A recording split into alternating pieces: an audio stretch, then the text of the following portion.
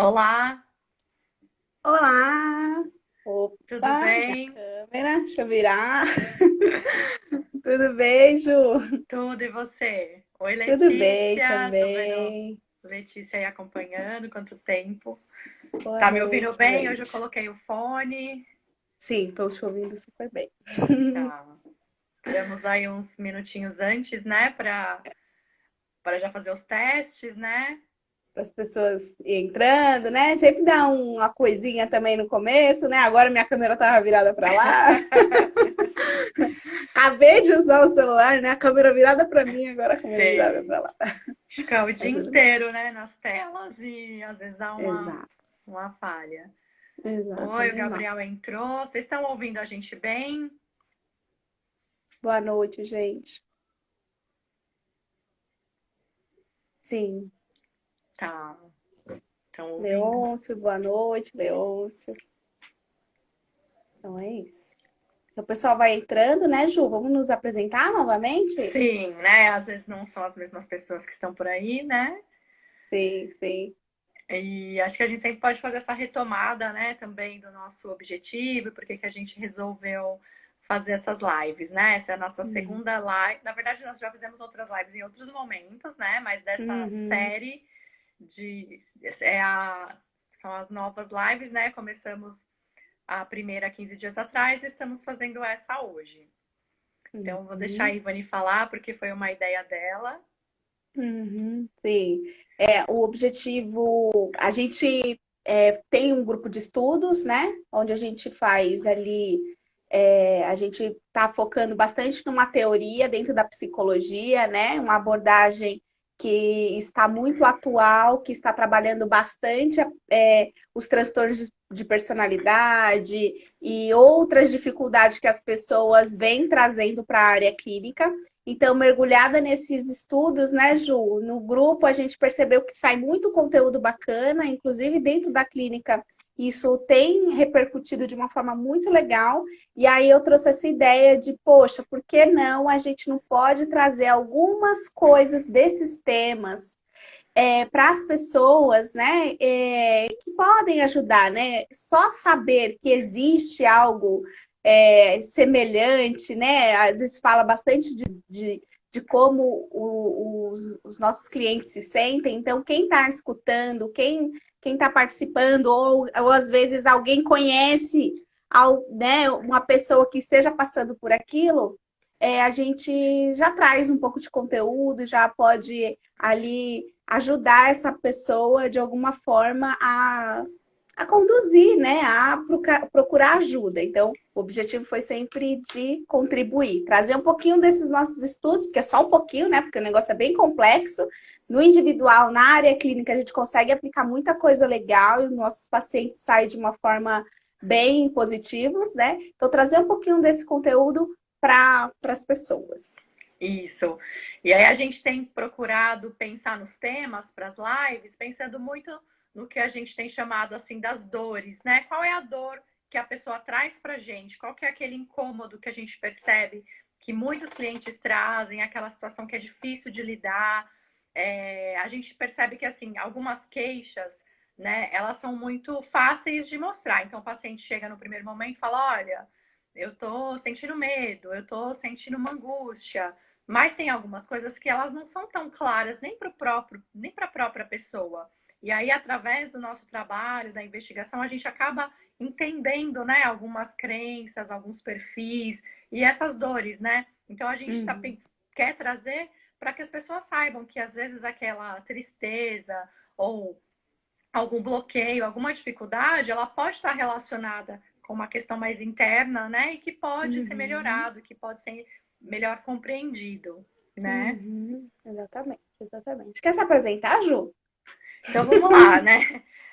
Para quem não me conhece, eu sou a Juliana, sou psicóloga, atuo aí na área clínica há mais de 12 anos, então tenho uma experiência aí vasta de atendimentos, né? Atendo crianças, adolescentes e adultos, trabalho aí com a psicoterapia cognitivo-comportamental, que acaba me aproximando de profissionais como a Ivani, né? Que também gosta dessa abordagem, dentro da abordagem que a gente chama de TCC a gente tem esse aprofundamento aí do nosso grupo de estudos, que é na terapia de esquemas.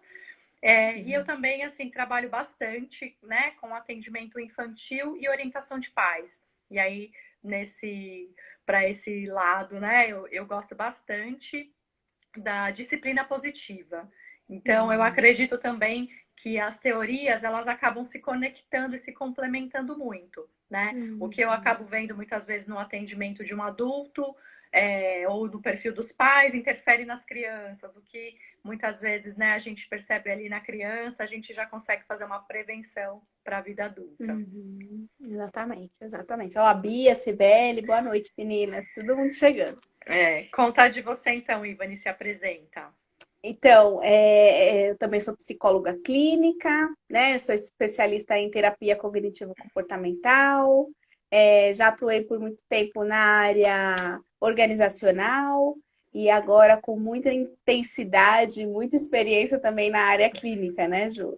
Então, cada vez mais a gente precisa realmente aprofundar esses estudos na área clínica, porque a gente, né, os transtornos estão aí, né? As pessoas estão procurando cada vez mais qualidade de vida, cada vez mais autoconhecimento. Enquanto mais a gente estiver preparado para atender os nossos pacientes, melhor, né? Melhor para todo mundo. E acho que também um pouco do nosso objetivo é desmistificar a psicoterapia, né? Muitas pessoas demoram muito para procurar, né? Acabam tendo vergonha de falar que vão procurar um acompanhamento, aquelas crenças, né? De que quem vai no psicólogo é louco, né? Então, trazer um pouco para vocês, né? Para quem ainda não faz terapia, a gente está vendo aqui umas carinhas conhecidas, né? Alguns profissionais, alguns clientes nossos, eu tô vendo que estão entrando, alguns ex-clientes. Então, tem muitas pessoas que já conhecem, mas outras que não. Então, a psicoterapia, ela traz muitos benefícios, né? E é um processo de autoconhecimento. Ele pode ser um processo de tratamento, em alguns casos, mas não é sempre que a gente está tratando doenças, né? A gente está ajudando as pessoas a se entenderem melhor e se sentirem melhor, né? Se relacionar com o mundo e com as pessoas também, né? A gente tá difícil aí ultimamente. Então vamos lá? Vamos embora pro tema? Vamos. Ariane, boa noite. A Ariane então vamos, tá por aí, o Ed, né? Tá por aí também, a Kátia Ellen, várias pessoas, Cibele, Priscila, Vanessa, a minha tia Silvia, a Rejane, que está trabalhando agora com a gente, outros que a gente já tinha falado boa noite aí também. E aí, Ju, bora pra dor? Vamos lá, né? Então, nosso tema essa de síndrome hoje, aí, né? Nós colocamos um nome, né? Que acaba sendo até conhecido por algumas pessoas, né? Que é a síndrome do impostor. O que é essa síndrome do impostor? Então, a síndrome de... O impostor nem sempre é impostor, né? É isso que a gente vai explicar aqui, né? Nem sempre esse impostor é impostor. Algumas vezes sim, dependendo ali, né, de como ele vai se comportar, mas na grande parte das vezes não, né, Ju? Então, a gente fala da síndrome do impostor, que é aquela pessoa que ela tem uma sensação de que tem alguma coisa errada com ela, né? Então, é uma pessoa que tem uma crença de que ela tem algum defeito, de que ela tem ali alguma coisa desajustada com ela, de que tem alguma coisa inadequada, né? E isso desperta nela com muita autocrítica. Então, a pessoa que tem ali um julgamento muito forte sobre ela, e aquilo vai despertando, ela vai enxergando, assim, vários defeitos da personalidade dela, do jeito dela se comportar, até da aparência, do que ela produz e deixa de produzir, enfim. É uma pessoa que ela vai achando que tem alguma coisa errada. Tem alguma coisa errada comigo, né? Acho que as pessoas não são assim. Então, a síndrome do impostor apesar das pessoas não verem, eu me vejo dessa forma. Então, é como se eu não tivesse ali, é como se a minha máscara não pudesse cair. né? Então é como se eu não pudesse ali, eu tenho que guardar isso, as pessoas não podem ver os meus defeitos, né? Então, todo esse julgamento interno, tudo isso que ela vai sentindo e criando dentro dela, vai angustiando, vai trazendo bastante insegurança, né? Vai incapacitando essa pessoa. E aí ela tem muita vergonha e ela tenta ali não mostrar para o outro que ela é todo aquele pacotão de defeito, né, Ju? É, algumas pessoas que ou já procuraram, né, a própria terapia, ou de repente pesquisaram, podem se identificar com essa descrição. Mas nem Uhum. sempre quem chega lá numa psicoterapia sabe dar esse nome, né? É. Mas e muitas vezes a gente vai perceber, né, que existe essa síndrome do impostor ou essa sensação de ser uma pessoa defeituosa, conforme a pessoa vai contando pra gente as situações que ela evita, né? Então, às vezes é uma Uhum. pessoa que fala, olha, eu me formei, né? Eu tenho, né, uma capacidade profissional, mas quando eu chego, né, para fazer uma entrevista ou de repente eu estou trabalhando, mas quando eu penso que eu posso ser promovido, quando alguém vem me dar uma atividade que demande ali, né, aparecer um pouco mais, ou que exige um pouco mais de responsabilidade, eu tremo, né? Eu começo a Uhum. pensar que não vai dar certo, que eu não vou conseguir, né? Uhum. Que quem sou eu? Quem sou eu para fazer isso? Quem sou eu para Uhum. assumir, né, essa responsabilidade? Quem sou eu para lidar com esse problema? Quem sou eu para lidar com essa demanda? E conforme a gente Uhum. vai procurando entender, acabam surgindo frases, né? Mas vai que eu falo alguma coisa errada, né? Eu vou passar uma vergonha muito grande, eu vou ser desmascarado Uhum. na frente das Uhum. pessoas, né? Alguém vai vir e vai mostrar, não, mas não é desse jeito, você está fazendo da maneira errada. E aí essa Uhum. sensação de medo, né, de insegurança, de apreensão, faz com que a pessoa muitas vezes ela fuja de situações, Uhum. né? Uhum. Essa sensação de insuficiência, né?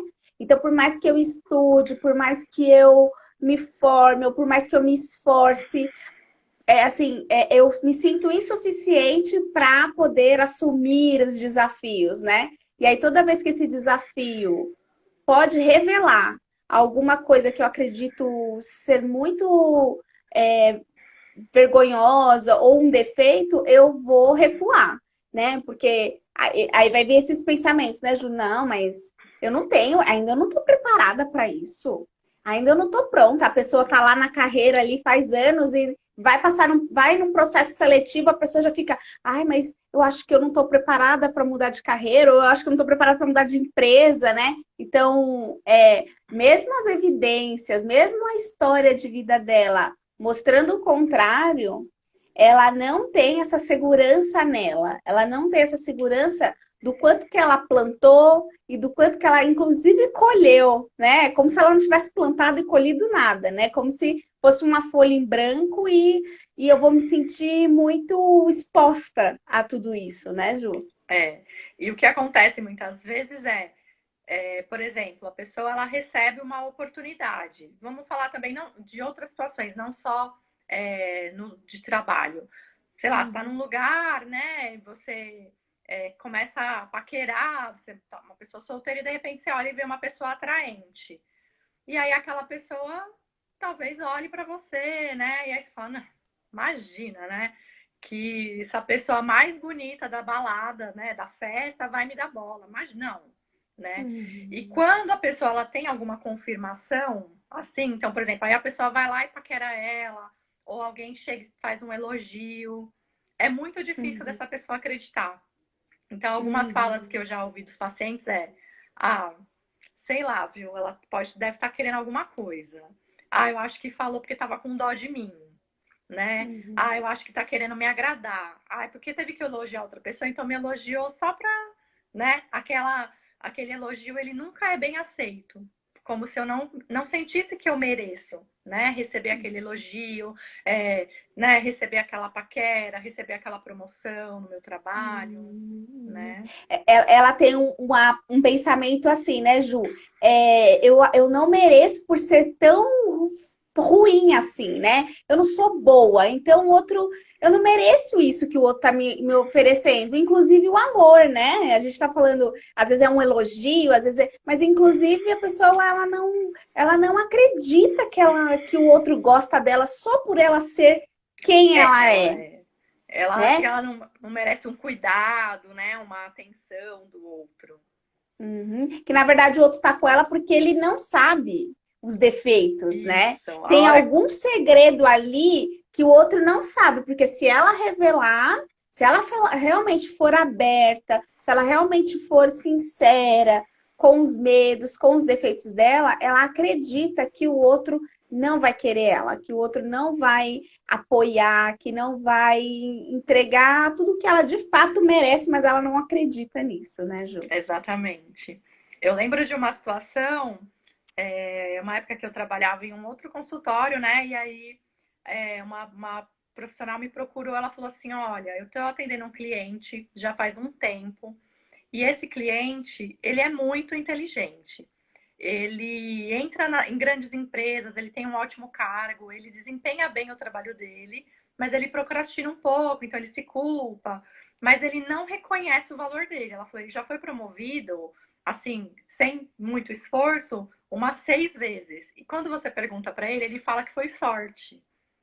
E aí ela tentava trabalhar com ele, né? Mas como assim, né? Quem que você conhece que já foi promovido tantas vezes em tão pouco tempo? E ela falou, não sei mais o que fazer, né? Aí ela falou, tô pensando se você não poderia fazer um teste de inteligência com ele. Ela falou, eu tenho certeza que o teste dele vai dar tudo ok, mas eu acho que vai ser uma comprovação. E aí, realmente, aí nós fizemos, ela conversou com ele, eu fiz o teste de QI com ele, é feito em algumas sessões, e ele teve muita facilidade, né, para fazer o teste. Aí ele começou a me perguntar, nossa, mas é só isso, né? Como é que faz a próxima etapa? E aí eu fui, no final, eu fui contando para ele, trouxe dados, trouxe gráficos, né? Porque os testes são padronizados, mostrando, olha, você atingiu um dos níveis mais altos, só uma porcentagem pequena das pessoas que conseguem. Você lembra que na aplicação você me falava que não tinha dificuldade, que era tranquilo? Daí ele falou, aí ele brincava, né? Falava da outra psicóloga, nossa, você e ela estão armando pra cima de mim, né? Não é possível. Mas ajudou. Depois ela trouxe o feedback que isso ajudou, por quê? Porque tinha uma comprovação científica, né? Tinha um teste mostrando o quanto ele era inteligente e que ele estava um pouco acima até da curva, né? Tamanha a percepção negativa que ele tinha sobre ele mesmo. Então é uma completa distorção da realidade, né? E aí, quando a pessoa tem isso, ela tem muito prejuízo, né, Ju, na vida. Então, ela acaba ficando muito insegura nas relações, ela não topa muitas vezes desafios, né, profissionais, de vida, porque ela acha que ela não é digna, que alguma coisa de ruim vai acontecer, que o outro vai revelar que ela não tem competência suficiente para as coisas. Então, ela tem muito. Quando ela acredita, ele tem essa perspectiva dela e do outro, ela não acredita nessa realidade. Então, a gente precisa fazer um trabalho de mudança de crença muito forte, né? Sim, com certeza. E aí, falando em crenças, né? Da onde surgem essas crenças, Ivani? Tá, mas Ju, deixa eu falar do melhor lá, do que a gente falou aí de uns que são bons. E aí, inclusive, eu queria falar de um perfil que veio uma pergunta durante a semana, eu mandei para as pessoas, e eu até respondi lá, mas eu falei assim, eu acho que eu posso responder melhor essa pergunta na live, aí eu quero responder. Legal. Teve uma pessoa lá que mandou uma pergunta de como que eu faço, ela mandou assim, ó, como que eu faço para o outro entender que eu não preciso agir ou ser como ela para eu ser aceita. Então, eu até respondi lá nos stories. Aí, depois eu fiquei pensando, eu acho que esse é um modelo que a gente pode pensar da pessoa que hipercompensa, né? A gente foi falando aqui os comportamentos, a gente só não deu nome, né, Ju? E aí eu fiquei imaginando, a pessoa que tem ali essa sensação, existem pessoas, né, que têm essa sensação de que tem alguma coisa errada com ela, de que ela é defeituosa, só que ao invés dela assumir esse papel mais de defeito, né? De falar, eu não sou competente, então eu acho que eu não vou tentar, mesmo estudando e fazendo várias coisas, mesmo tendo sucesso no trabalho, a pessoa não consegue enxergar. Ao invés dela ir por esse caminho de evitação e resignação, ela vai para o caminho de compensar, que é eu não sou assim, então já que eu não sou assim, eu vou criticar todo mundo que eu vejo que é assim. Então ela projeta esses sentimentos de insuficiência, de incompetência, de defeito no outro, e aí ela é muito crítica. Então, ela é muito crítica. E aí, eu achei que seria legal responder essa pergunta, né? Como fazer o outro entender que eu posso ser eu e ele tem que me aceitar? Aí eu respondi lá, olha, é muito difícil a gente mudar o outro, né? Inclusive, é muitas falas da terapia, mas como que eu faço para mudar fulano de tal? Ele não me aceita e isso não acontece. A gente precisa começar pela gente, né? Primeiro, se o outro está sendo muito crítico, se ele está sendo muito rígido, e aí são pessoas que assumem mesmo uma postura bastante depreciativa, né? Apontam muito o dedo para o outro, deprecia muito o outro, esse é um problema dele. Então, para essa pessoa que mandou essa pergunta aqui para gente, ela precisa se cuidar, né? Se proteger. E esse aqui, que é um problema dele, esse problema tem solução, né? A gente pode flexibilizar e entender que tem prejuízos, né? Mesmo ele punindo, mesmo ele acusando e criticando o outro, ele tem prejuízos, porque ninguém quer ficar do lado de uma pessoa que só critica, né? Ninguém quer dar amor, quer dar carinho, quer a companhia de uma pessoa que só aponta o dedo para você, que está projetando, né? Então, eu achei bom a gente, sei lá, ajudar, né? Quem está nessa situação com uma pessoa assim. Sim. E aí você entrou, né, no que a gente chama das estratégias, né, de lidar, vamos chamar assim, né, estratégia para eu lidar com aquela minha sensação. E eu acho importante também relembrar que a gente traz aqui nas lives, ou mesmo às vezes nas nossas postagens, alguns perfis, mas nada é rígido, né? Não é todo mundo que tem a sensação de impostor que vai se comportar exatamente da mesma forma, né? Então, aquela percepção, ela pode fazer com que cada pessoa reaja de um jeito. Então, intensidades, né, Ju? Sim. Às vezes a pessoa não tem assim muito, mas em algum momento ela tem um pouquinho, né? Eu não tenho em várias situações, mas uma situação específica eu tenho. Então, às vezes não cabe para todo, mas cabe. Eu percebo que eu tenho ali essa sensação de incompetência, de que tem alguma coisa errada que eu estou fazendo, mas eu não tenho ali conteúdo suficiente. Então, pode ser em alguns momentos. Agora, tem pessoas que são... isso vem de uma forma mais generalizada. Então, é muito subjetivo, né? Sim. E aí, a gente, né, de modo geral, a gente pensa em muitas situações em 3 formas, né, que as pessoas lidam com as suas crenças ou com a sua forma de se ver. Então, a Ivani estava citando, né, uma dessas formas, que é quando eu não consigo acessar, né, dentro de mim. Então, eu tenho uma autocrítica muito grande, eu me sinto defeituoso, mas isso é tão dolorido que eu não assumo. E aí, quando eu vejo uma outra pessoa, muitas vezes, fazendo algo que eu gostaria de fazer, eu critico, né? Então, se eu tenho medo de me expor e eu vejo a Ivani se expondo, eu falo, gente, pra que isso, Ivani? Pra que você quer ficar se aparecendo? Né? Pra que você vai fazer isso? E muitas vezes tá escondendo o quê? A minha vontade de fazer, o meu medo, a minha falta de coragem. Mas quando eu vejo a Ivani fazendo aquilo, me incomoda. Então, nesse caso, a gente chama de uma hipercompensação, né? Que é quando eu evito pensar naquele assunto, mas como é algo que me dói muito, eu acabo colocando isso no outro, né? Eu acabo jogando em cima de outra pessoa, né? E aí as outras formas que a gente pode pensar, né, de lidar. Uma das outras formas é quando eu aceito, né? Que aí a gente chama de resignação. Então, assim, aquilo é verdade.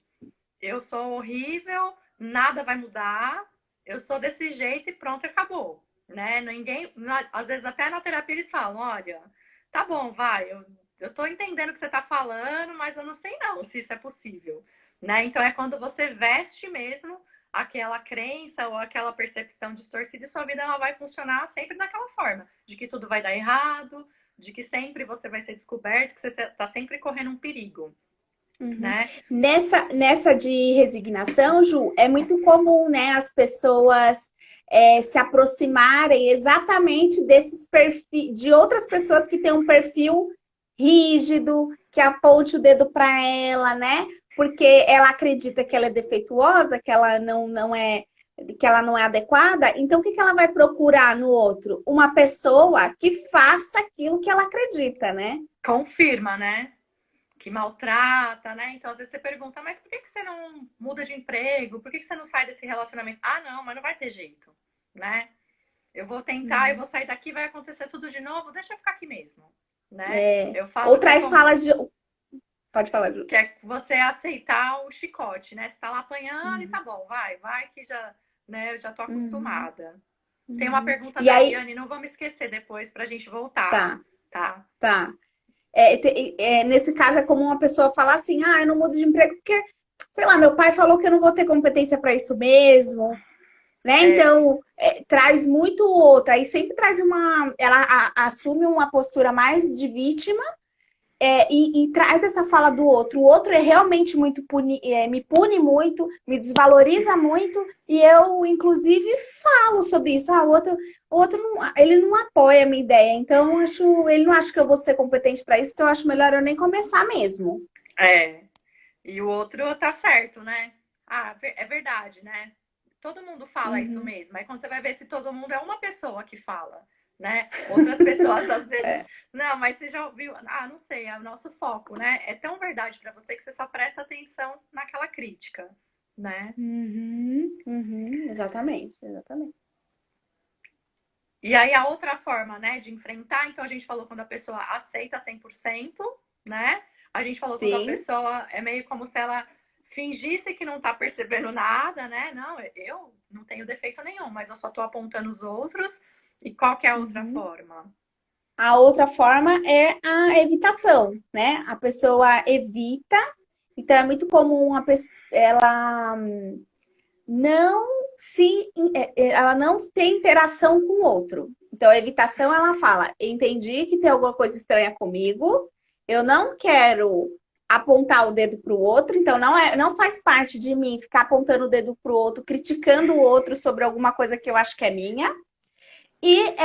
Eu não quero ficar sofrendo também, não quero que ninguém fique apontando o dedo para mim. Então é melhor eu ficar aqui no meu mundinho, eu não preciso me relacionar com ninguém, né? Deixa aqui eu com os meus defeitos, e aí a pessoa acaba se isolando um pouco mais. Então não busca relacionamentos íntimos, né? Porque no relacionamento íntimo, então, né, aonde vai escancarar todos os defeitos dessa pessoa, né? E ela não acredita É, que vai ser digna de amor.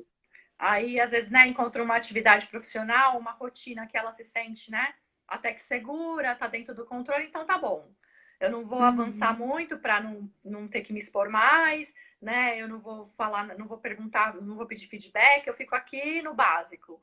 E acaba sendo Uhum. aquela vida, né, sem muitas mudanças. Você não sofre, né? Não sofre tanto, porque no fundo traz um sofrimento, mas é uma ilusão. Ah, eu não tô sofrendo, eu tô evitando, mas pode se tornar Uhum. uma vida bastante vazia, né?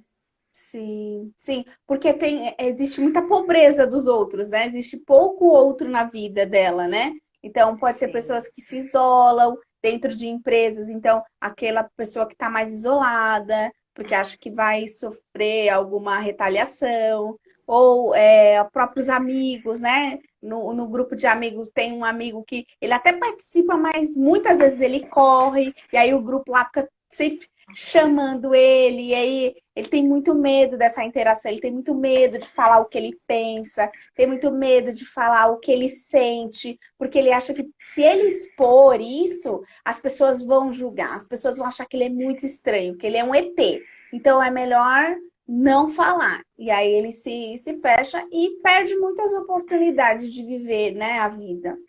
Então pode ser aquela pessoa, por exemplo, assim, que ela até vai, tem uma turma de amigos, né? Vai ter ali uma festinha, vai ter um happy hour, ela vai, fica uma meia horinha e vai embora. Aí se a turma tá combinando uma viagem, fala, nossa, como que eu vou dormir, né? Passar um final de semana inteiro com essas pessoas? Não vou. Ah, não vai Uhum. dar, aí vem as desculpas muitas vezes. Ah, eu não gosto, né? Tudo bem, Uhum. às vezes a gente não gosta, mas é a pessoa que nunca se permite vivenciar essas experiências que ela Isso. possa se expor, né? Ou tá ali no emprego, né? Tá ali no básico, mas tá muito tempo, a empresa tem um plano de carreira, vai lá e fala, então, né? Será que você não quer uma... Não, ela não quer, às vezes ela até sai, né? Eu já tive pacientes que davam um jeito de pedir demissão para não ter que passar por esse desafio, porque não é fácil, né?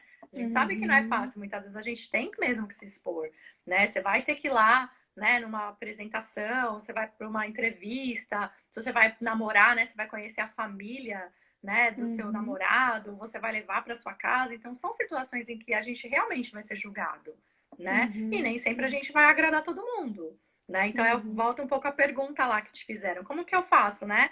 É você estar confiante de que você sabe que você está fazendo o que é melhor para você e o que as pessoas vão pensar é problema delas, né? Mas às vezes esse medo do julgamento ele é muito intenso. E aí parece que é o medo do julgamento do outro, mas na verdade é o próprio julgamento também, né? Eu me julgo antes até mesmo do outro julgar, Uhum. né? Uhum. Porque aí tem o pensamento, né? Fica uma leitura mental. Eu fico pensando o que o outro vai pensar de mim. E aí ele vai descobrir isso, né? Fica uma leitura mental. Então eu penso que o outro vai descobrir isso, fica trazendo uma ideia que não existe. A realidade é essa, né? É, acaba sendo também o que a gente percebe um quadro um pouco de ansiedade, né? Porque você já fica prevendo que aquela situação ela vai ser uma tragédia, né? Que vai dar errado, que vai ser ruim, que vai ter uma sensação difícil. Às vezes você começa a ter até uma reação física, né? Que a ansiedade traz isso, então o coração dispara, né? E aí, nossa, não, como que eu vou fazer uma coisa se eu tô aqui passando mal, né? É melhor eu Uhum, evitar. Vamos responder exatamente. a pergunta aqui da Ariane? Vamos. Que eu acho que ela estava falando um pouco quando a gente falou da hipercompensação. Esse tipo de situação não pode acabar virando uma relação tóxica? E aí ela falou, acha que seria um Boa. tema legal para uma próxima live. Concordo, Ah, Ariane, boa. pode ser um tema bom mesmo.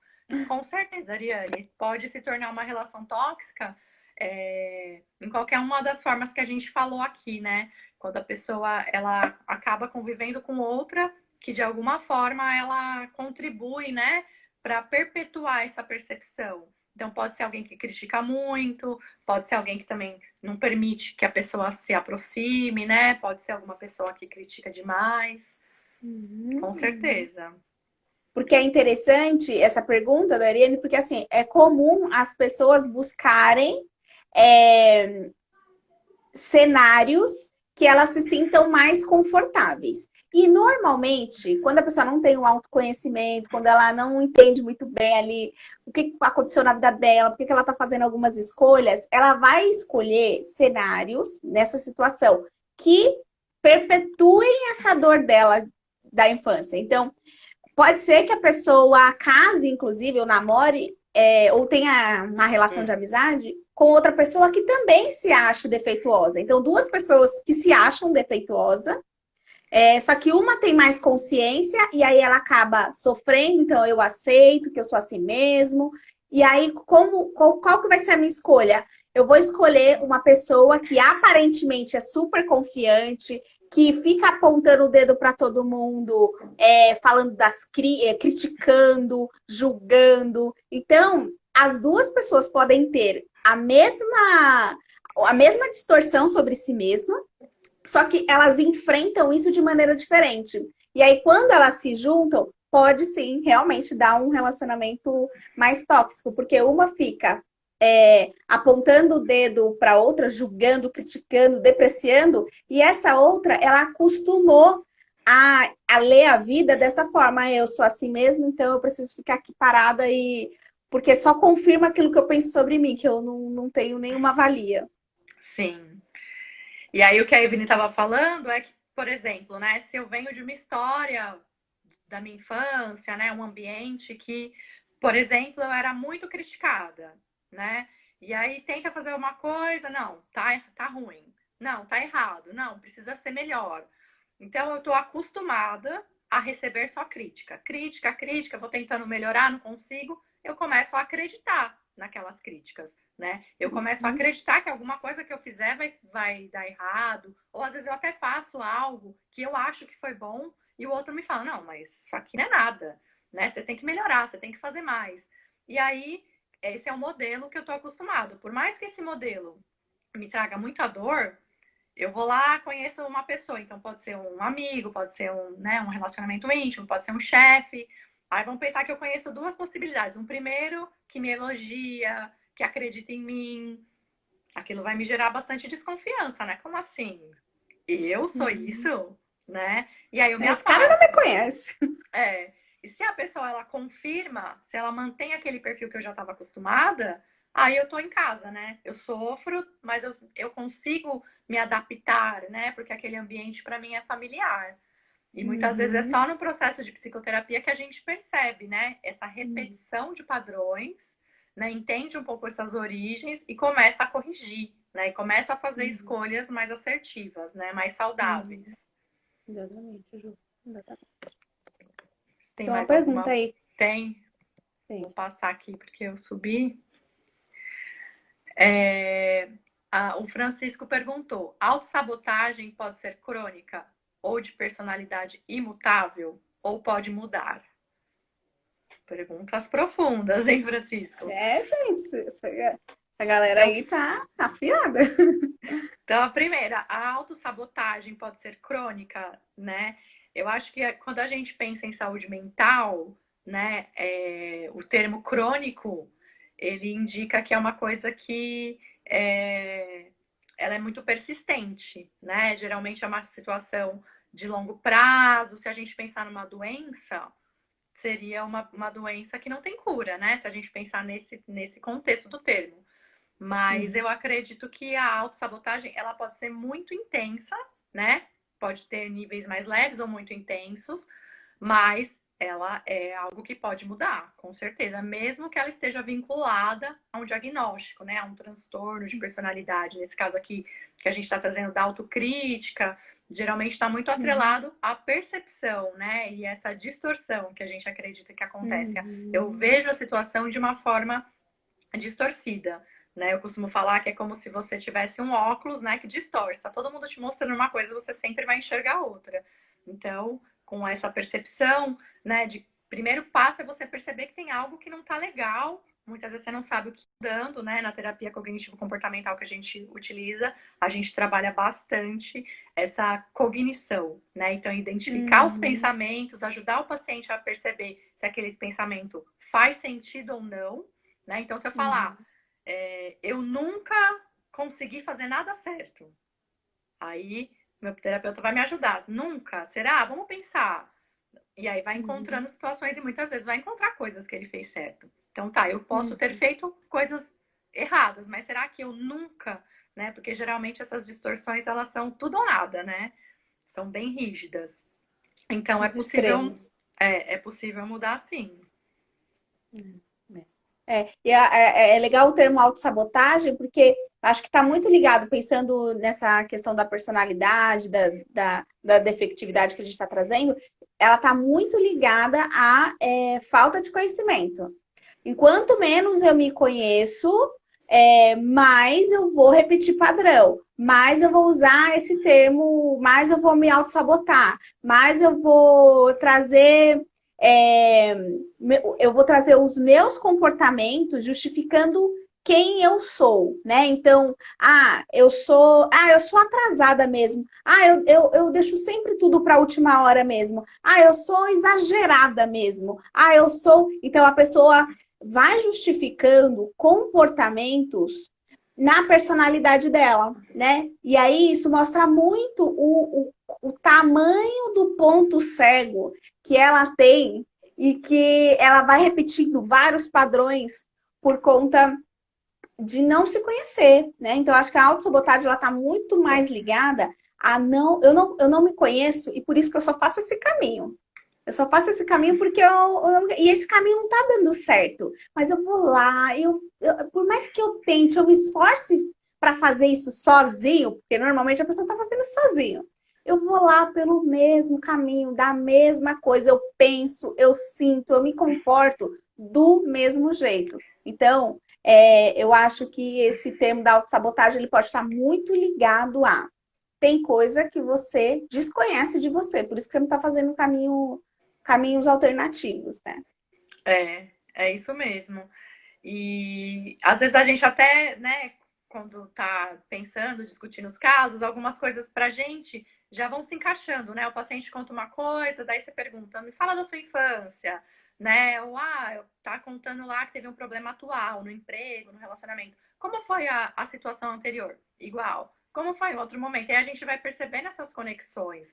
Mas às vezes a gente tá tão preso nessas crenças que a gente não olha. E aí, quando, né, ali na terapia a gente fala, mas você percebe que você me contou uma outra situação que foi assim também? Mas você viu, né, qual que é o perfil de emprego que você procura? Qual que é o perfil de parceiro que você procura? Nossa, agora que eu tô me dando conta, né? E aí que essa reflexão, aí a gente fala, cai as fichas, né?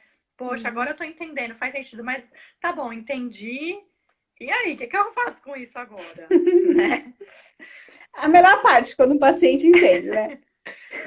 Ele fala assim, eu tenho esse problemão, como que eu vou resolver? Aí a gente, não, vai resolver. Mas aceitar que existe um problemão, aí até chegar ali, aí é difícil, porque é natural, a gente tem as nossas resistências, né? Todo mundo, né, Joelho? Inclui todo mundo, né? Tem as resistências, né? Sim. E aí eu acho que a gente dá esses nomes, né? A síndrome do impostor, a gente tá falando aqui. Eu pensei também que às vezes a gente fala na síndrome da Gabriela, né? Que é aquela coisa, eu nasci assim, eu vivi assim, tipo, vou morrer assim, né? Que aí acho que entra um pouco a pergunta aí do Francisco. A gente pode mudar, né? A gente tem essa capacidade de mudar sempre, né? E é bom, é muito bom para nós mudarmos, né? O nosso cérebro, ele tá aí pronto, né, para se adaptar às novas situações. Acho que esse momento que a gente está vivendo mostra muito isso, né? O quanto pode ser difícil num primeiro momento, mas como nós, seres humanos, temos essa capacidade de mudar, de nos adaptar e muitas vezes até de ver coisas boas. Eu estou ouvindo vários pacientes falando, olha, não é por nada não, mas essa pandemia trouxe um lado bom. Aí vem até uma culpa, caramba, né? Tantas pessoas, né, que estão sofrendo, mas a mudança ela acaba trazendo coisas boas, né?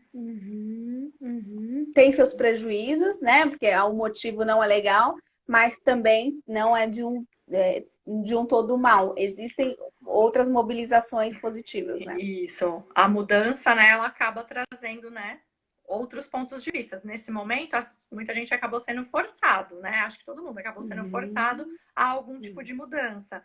Que às vezes estava adiando, que às vezes tinha pensado, mas estava com medo. E aí, a vida às vezes obriga a gente, né, a mudar, né? Aí dói um pouco, mas depois a gente percebe, poxa, até que foi bom. Você vai se adaptando, né? É isso. E aí, uma outra coisa também, você falou de uma das perguntas, a gente colocou as enquetes lá, né?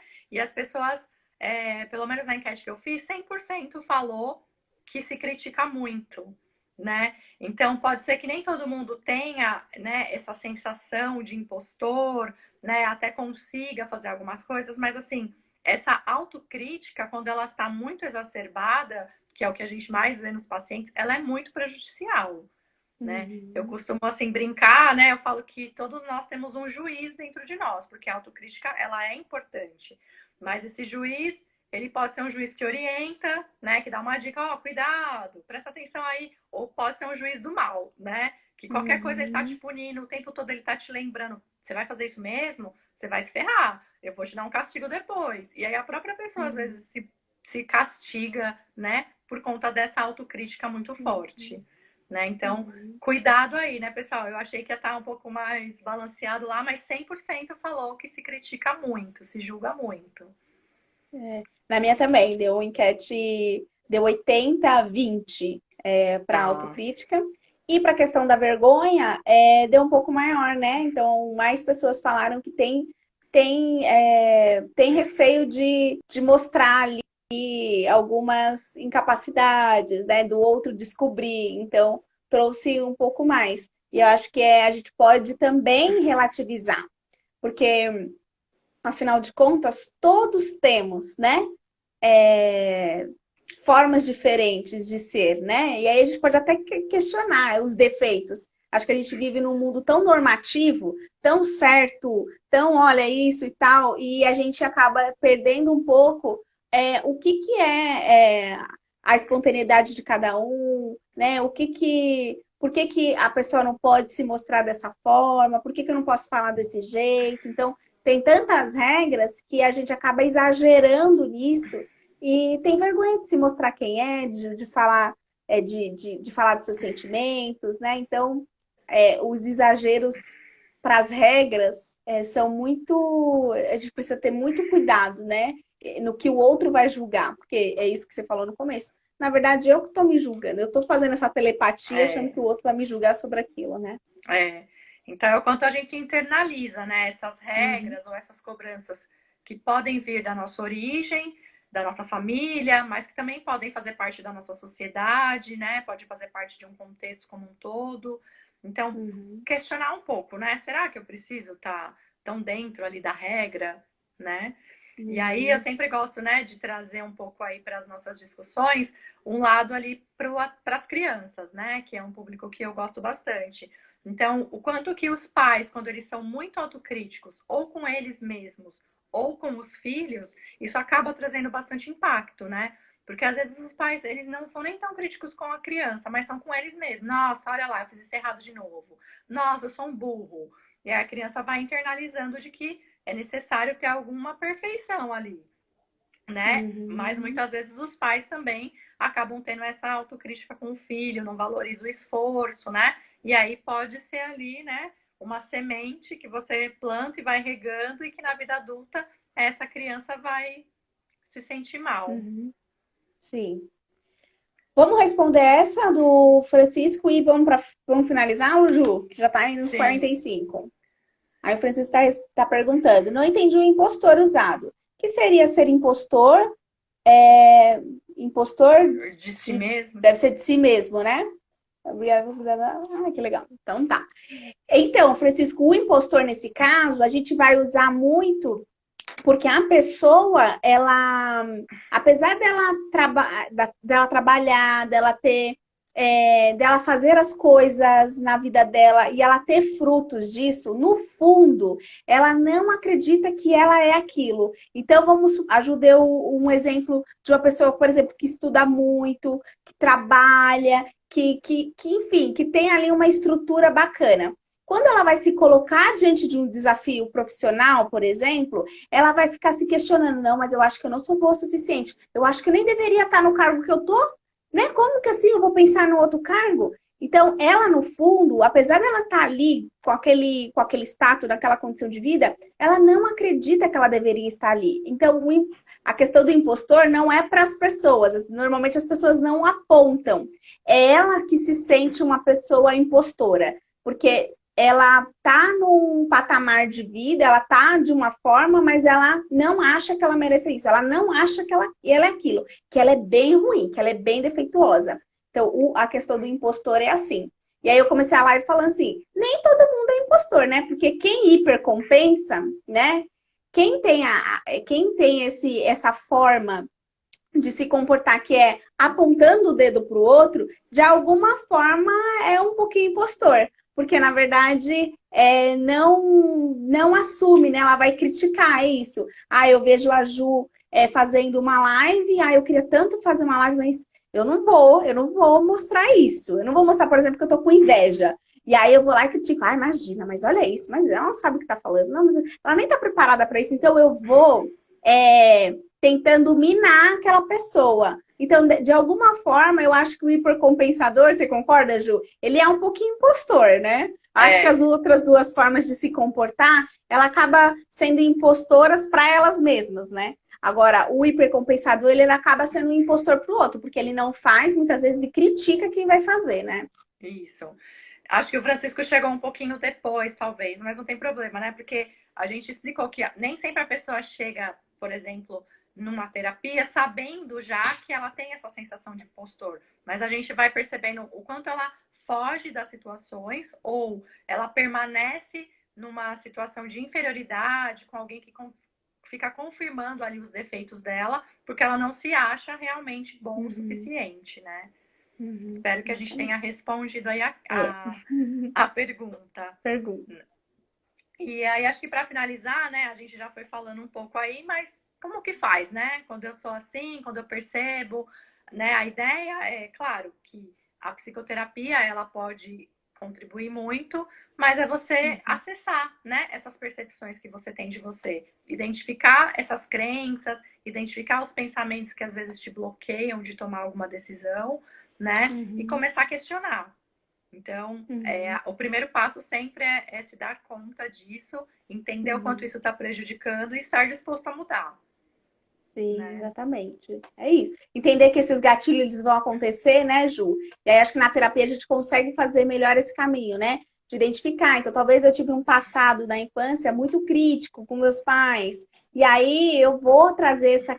Eu vou achar que talvez eu não sou muito boa. Porque a crítica do comportamento virou meio que uma crítica da minha personalidade. Não era o comportamento que estava sendo criticado, era eu. Então, eu vou crescendo acreditando que eu não presto. E aí vai vir alguns gatilhos na vida adulta que na terapia a gente consegue flexibilizar esse pensamento, mudar esse comportamento e não se sabotar. Vou usar aí a palavra do Francisco. E não se sabotar, porque a gente vai se conhecer.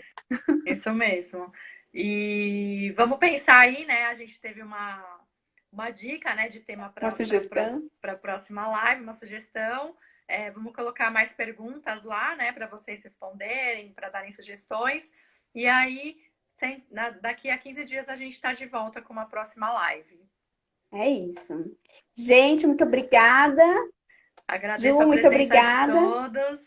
E até a próxima, gente. Até. Um beijo. Tchau.